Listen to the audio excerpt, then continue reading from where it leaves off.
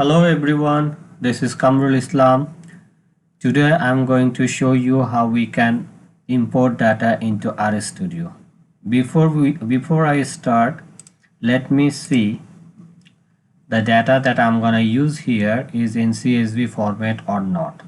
Because in RStudio, if you want to import any data, the data set has to be in CSV format or text format. So let me see whether the data is CSV format or not. So the data that I'm gonna use here, that is our data, that is in CSV format. So CSV format, that is comma delimited, or the other format, that is text tab delimited. So these are the two format that could be used for RStudio. All right. So I use this data into the CSV format. Okay. So my data is in good form and I can use it for RStudio. Alright, let's go back to R. So I open RStudio, and in RStudio you need to go to file and then you need to go new file, and from there you need to open new R script.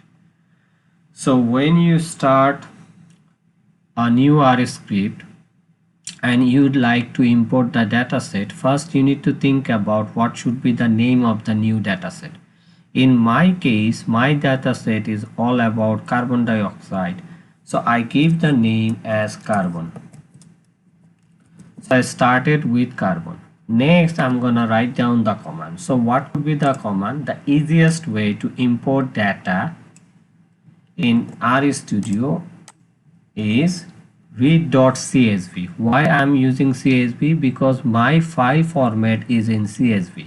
So if you save the file in CSV format, the formula should be read.csv, read.csv, and then in bracket you need to write down file.choose.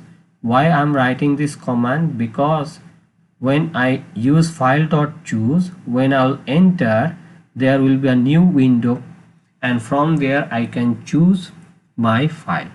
Okay, and with that I also write header equal to t for true. Why I'm using this command? Because in my dataset I have a header. So if I go back to the dataset once again, see, I have header here: carbon dioxide emission, income, energy, FDI inflow. So because I have header, I choose this one, header equal to t. Now if I press Ctrl Enter, then there will be a box, a window will comes in, and I'll go to desktop and then add data, and then I can choose my dataset. Remember, you need to go to that folder in which you actually save your dataset. It may be desktop or it may be somewhere else where actually you save the data. In my case, I save it in desktop, so I choose our data and then open. Now whether it is in the RStudio or not, let's check it. Let's call the dataset by giving the name carbon and then press Ctrl Enter. See, in the other window it is showing the whole dataset, that is here carbon dioxide, income, energy, FDI inflow.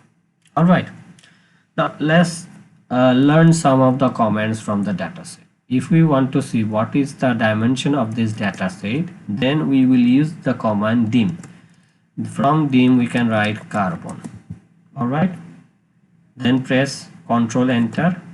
See, the result is showing it has 29 rows and 5 columns. 29 rows and 5 columns. Now if you want to see first six rows, then head, the command would be head, and then in bracket the name of the dataset, that is carbon, and then press Ctrl Enter. So first 6 rows with the column is showing in the result.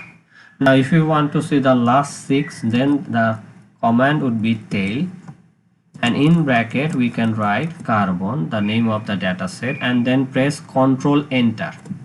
Every cases when you are done with the command, you need to press Ctrl Enter. So when I press Ctrl Enter, look at the result. Last 6, starting from 24th row to 29th row, it's showing the last. Now if you want to see a very specific command, if very specific rows, then how you can do it? By using the vector command. All right, by using the vector command. Suppose in this case what I write carbon, that is the name of the data set, and then C. In the second bracket I use C. C is used in RStudio to represent vector. In this case I want to see the first three rows including all the columns. So 1, 2, 3, and then with a comma and there is a space and there's a blank space. Actually it means all the column. Now if I press Ctrl Enter, see now it's showing the first three rows. If you want to see the middle rows, then see in first bracket, suppose 7, 8, 9, 10, and then comma and then a space, and then Control Enter. Look at it, showing 7, 8, 9 and 10. So in this way you actually call any rows, any column with these formulas. So I hope this video will help you. Thank you very much.